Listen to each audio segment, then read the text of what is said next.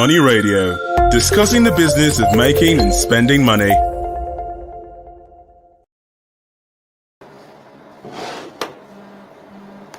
Good day, listeners. You are welcome to today's Money Radio. On the show today, I'm your host, Case Harmon, and I'm here in the studio with my colleague, Ms. Anthony Uko. Thank you. It's good to be here. You're welcome. Today we're discussing 3% in the proposed Petroleum Industry Bill, which has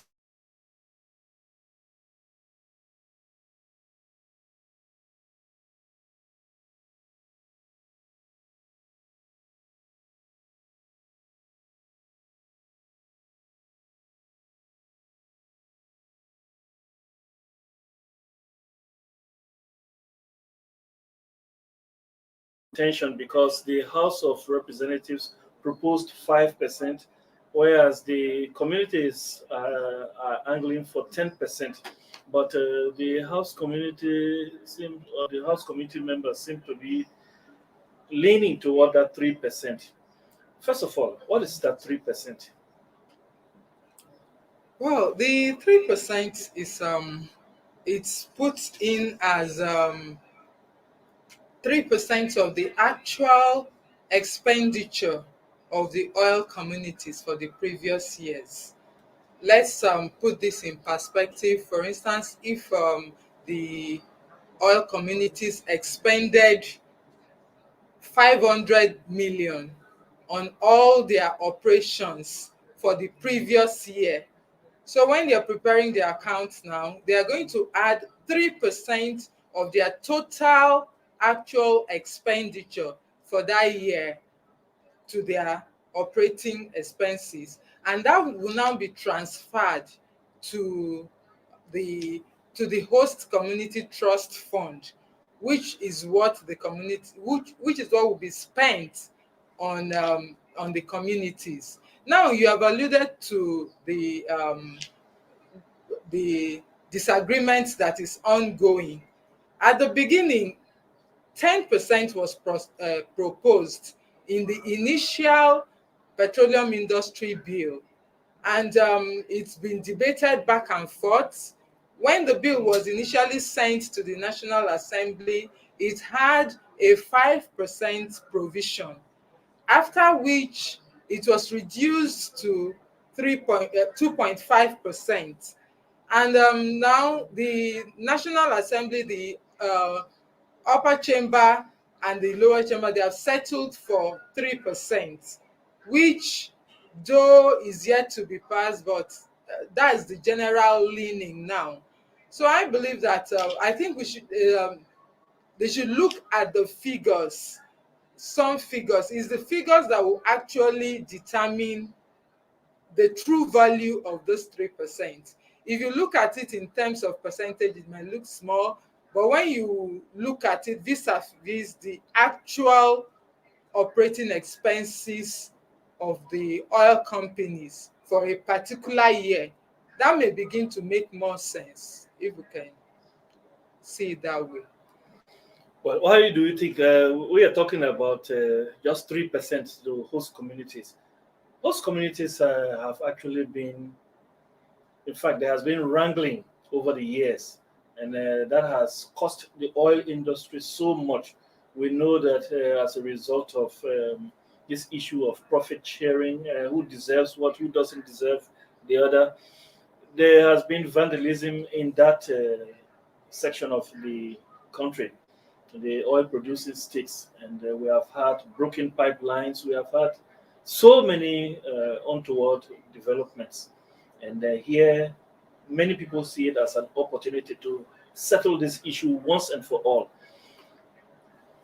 The communities don't seem to be settled with this.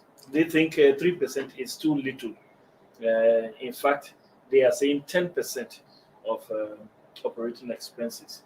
So, do you think it's the right road in the right direction, or do you think something should be an adjustment should be made in favor of the host communities? whether 3% or 10% or 5%, I believe the host communities, they have every right to ask for certain percentage and work to ensure that they get a fair deal out of all this operation. Because if we want to look at it critically, the work of the exploration gamut is done on their soil, and it costs them a whole lot in terms of lost. They can no longer farm on their farmlands. The waters are polluted. There's a whole lot of degradation on the land. There's so much loss in terms of the normal everyday use of their land and waters. So they are the ones bearing the most of the brunt of the commonwealth of Nigeria, of the nation.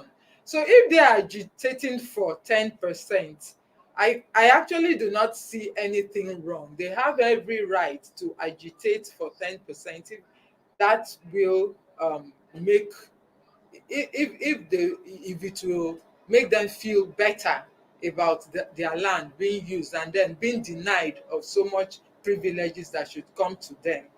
So, but be that as it may, before now, the PIB has been on, the debates have been on, it has been going back and forth from one administration to the other, and here we are now at 3%. And I would feel that in as much as they would want it increased to 10%, 3% of something is better than 100% of nothing. That is my personal view, that they could settle for 3% now, and then, like it said, there is, and get the bill passed so that something begins to move forward, because delaying this PIB has put a lot of investment in the oil and gas sector on hold for a long time. So rather than insisting that it be changed before there's any progress, I feel that they should settle for that, agree to that 3%, and let the bill be, let there be progress. And going forward, there's always room for amendment. Of course, like I said, that is a personal view. Well, thank you for that view. Um, don't forget the fact that in that bill, what that 3% is, when in the eventuality of a burst pipeline, because actually it's not just a gift. Some responsibility is expected of the host communities. Take, for example, there is a burst pipeline. It's expected that the host communities are supposed to protect the pipelines. So, in the eventuality of any vandalism that results in burst pipelines, the cost of repairing those pipelines are going to be borne by the host communities, and that comes also from the 3%. So, is that? Don't you think that is a reason, a good enough reason that the host communities are even asking for more, because some of this is going to be cut as cost from uh, whatever happens to the installations they have on in those communities. Like I said, they have every right to ask for a higher percentage. They can even ask beyond the 10% and say they want 20%. It's a right. They can ask for it. Be that as it may, asking is one thing, getting it is another. So, do they keep asking and standing on the fact that they want so percent and then stalling the entire progress?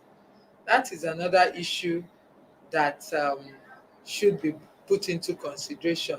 I think one thing that that should even be an issue rather than insisting on um, what percentage is the issue of the new definition of the host community, which now includes any community that hosts that a pipeline, an oil pipeline runs through. So that should even be a more issue of concern, that okay, it means that if you're saying this, it means you have expanded the the um communities that are going to benefit from this fund. So that should be something that they look at much more than what percentage, and get the policymakers to streamline it very well, so that at the end of the day it does not become an all commerce affair, really. So I don't know what would be your thoughts on that, on the issue of the expansion of increase of what host community is all about. Well, I look at it as a form of protection, though. Every positive has negatives, and every negative has positives. So I look at it as protection. If a community, a highway community, where the oil is not mined from, is defined as host community, that may be a kind of protection of the installation, the pipelines, because those ones may look at it as, well, this is something that we benefit from, so let it remain intact. And in case of any damage to it, it may actually reduce what comes to us. So that may be a form of protection, which the National Assembly may have thought about, and probably was suggested by the oil companies, that as a way of protecting our installations, let's input this into the bill or into whatever it is. But if we look at, I see it as a kind of protection of the oil installations, because the oil companies actually spend a lot repairing, and sometimes we actually suffer it also. We consumers of the product, because when those when oil pipelines are burst, not only does it uh, destroy the Affect environment, yes, it and affect also product availability. yes, it affects income to the federal government, which affects us also. It also affects the flow of the products. Yes. Um, so those are things to take into consideration. Do you want to comment on the relationship between the 13% oil derivation, which has been in for some time now, and this 3%? Are they the same? No, the 13% derivation um, actually goes to the oil producing states. There are about 8 of them right now. It's also there. It's a derivation. It's based on their the operations, the level of operations that is done on their on in each of the states, the level of exploration, the level of oil activities that go on in those states. So it's not the same for each of the states. It is based on the higher the work that is done, uh, the higher their percentage of the 13% will be. And this goes to the state governments, which are now used. It's supposed to be for the provision of healthcare, of roads, of services, majorly to compensate for lost farmland, for inability to use their rivers to fish and all that. So it's a fund that has been there already. So this one is a different one, but I think at the end of the day, they will be working, complementing the other to ensure that the host communities are compensated for the work, the heavy mining and exploration that goes on their land. All right. Thank you very much for that analysis. Let's take a break, listeners. We'll be back shortly.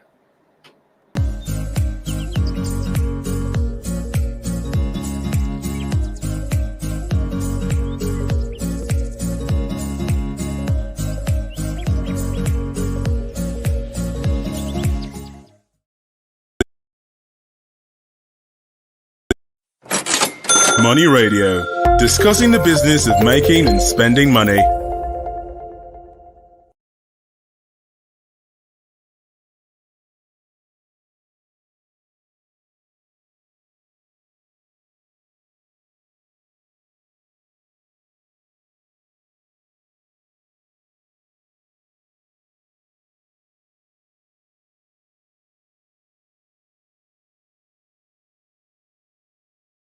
As we were speaking about the 3% proposed allocation to host communities, many people are thinking this bill is political because when you look at oil exploration, what is supposed to be for oil exploration to NNPC, 30%. 30% of the allocation is supposed to go to NNPC for oil exploration. Compare that with 3% for host communities. We know that those host communities is proven that they have oil, and many people are looking at it as political. These guys want to take what belongs to us to another section of the country to explore. That is 27% difference. What would you say about that? Is there any economic rationale, or do you look at it as something political? Of course, there's always political undertones in every issue of governance. But when it comes to this now, I would say let's look at the oil that Nigeria currently produces as a pie. And the pie is being shared amongst the 36 states and the Federal Capital Territory. You know, our population is increasing, so which means that the more our population increases, if the pie remains the same, then it means that there will be more people to eat from the pie. Then everyone would, the share of everyone to that pie will be getting smaller and smaller. So if we bear this in mind, setting aside 30% for oil, for exploration to frontier basins where oil has not been found, it's a way of trying to increase the pie, getting more states involved in the production of oil, working harder to see which other states have oil that can be mined, that can be explored and brought into the pie, so that the general pie that is oil increases for the benefit of all. So it's more like, while the 3% on one hand is bringing from what you already have, what is being expended in the areas where you have oil already, so that the adverse effects that the production, the mining and the exploration work on those places have can be cushioned. The 30% now should be seen as a capital investment, sort of, to ensure that they discover more oil in other states, thereby expanding the states which has oil, and then expanding our crude reserves. Right now, what we have currently can last for 40 years.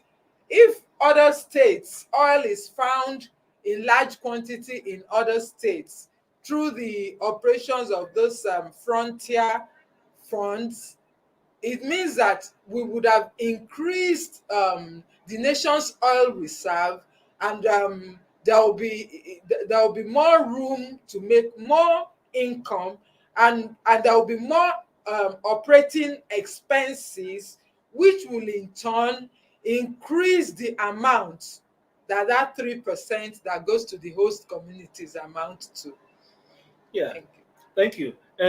Mind you, some people are saying, and it makes sense what they say, that that 3% may actually be more than the 30% we're talking about. Traditionally, oil companies we know make more. In the PIB, it is stated clearly that NNPC is going to be a limited liability company. Yes. Yes.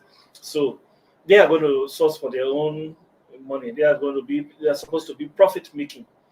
Now, a business can make profits and it can make losses. So whatever comes out of NNPC as profit, 30% of that is what is supposed to be pumped into frontier basins, new exploration. Now, we know that the oil companies, especially the international oil companies that have been operating in Nigeria, have traditionally been making profits. So that is like sure for the communities that they are going to get their profit. Yes. But if you depend on NNPC, and we know their antecedents, they have always been a loss-making company. So if you depend on them for that 30%, actually, if you compare, the 3% may actually be more than the 30%, judging from the past of Yes, NNPC. yes, you are quite right there.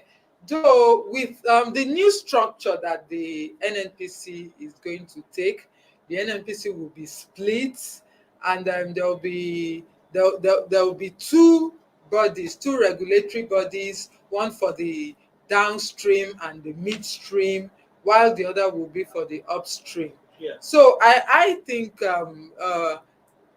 like I said earlier, it is the figures that will actually determine how much we are looking at.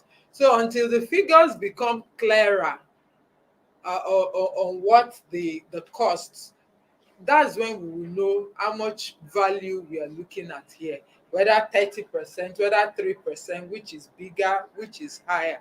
So but I believe the NNPC in the new structure that it holds, that it will come out eventually when the PIB is passed, would be more efficient. So there will still be something to look forward to there. And so, what do you think is, or are the host communities asking for too much?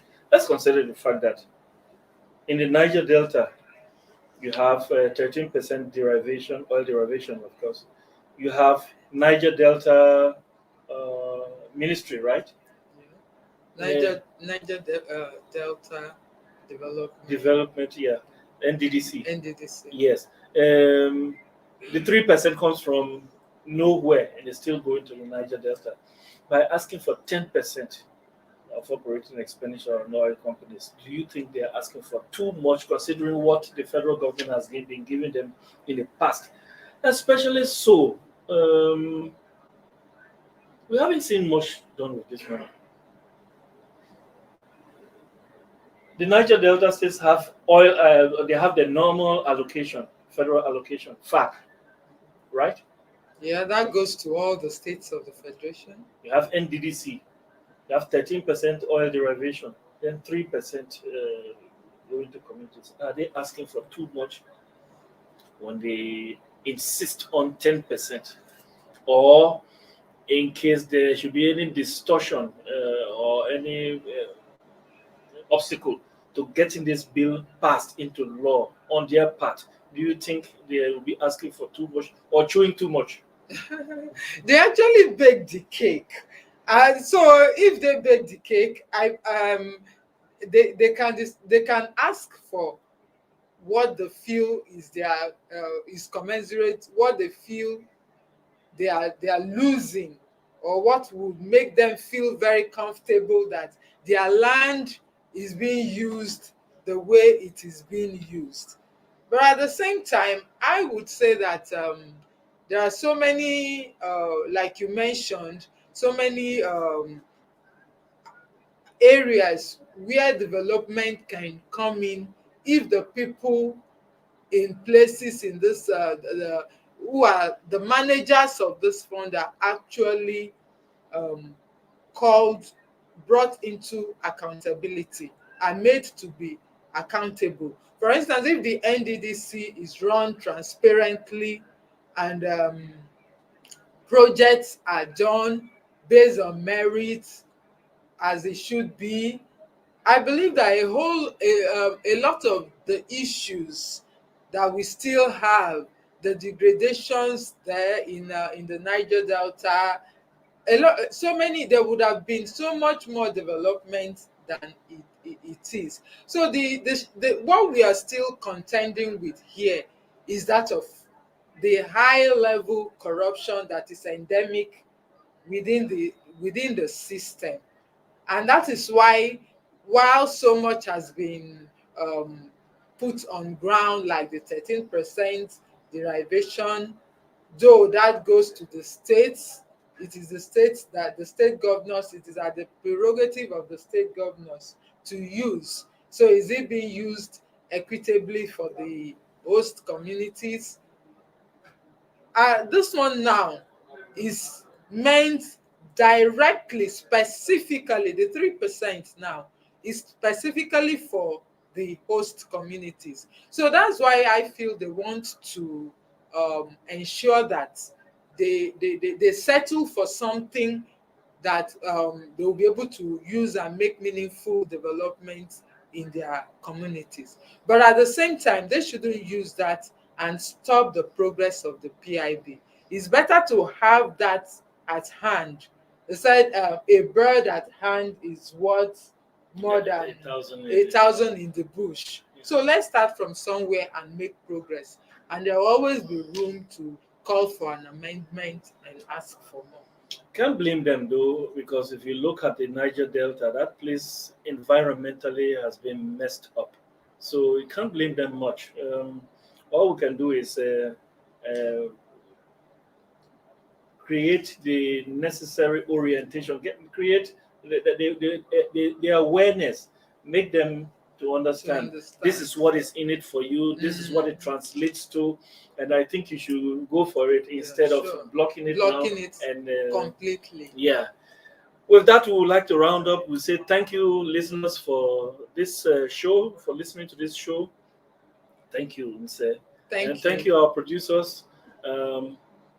We expect to have another bumper presentation tomorrow. We invite you to be to tune in.